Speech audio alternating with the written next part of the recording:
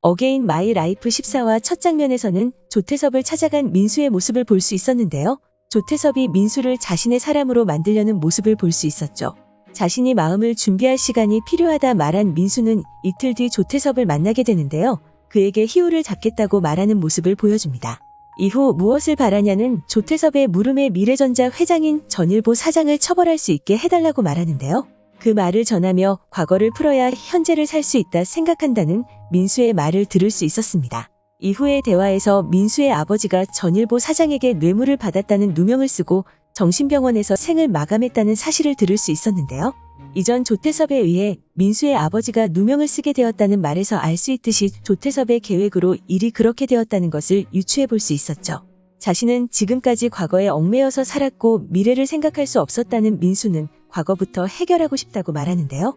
자신과 오랜 시간을 함께한 희우까지 잡겠다고 말했으니 조태섭도 대가를 치러야 한다라는 말을 했고, 건방진 말이라는 것을 알고 있냐는 조태섭의 물음에 그럼 이대로 나가보겠다는 민수였죠. 그리고 계속 과거에 얽매여 살겠다고 말합니다.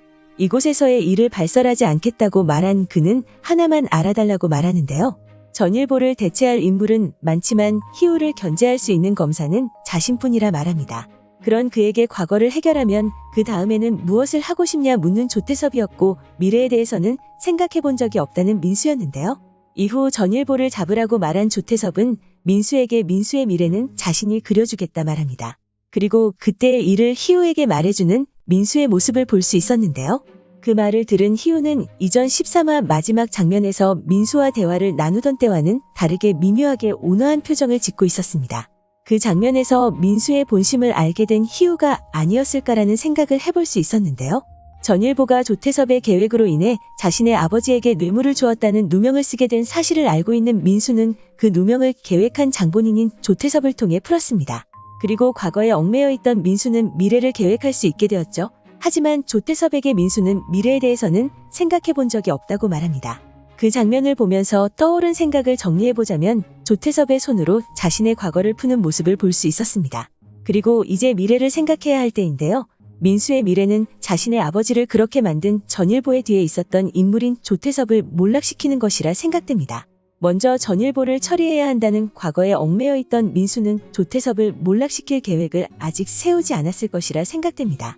그래서 미래에 대해서 생각한 적이 없지만 자신의 미래를 그려줄 인물이 조태섭이 아닌 희우라는 생각은 가지고 있었을 것으로 보입니다.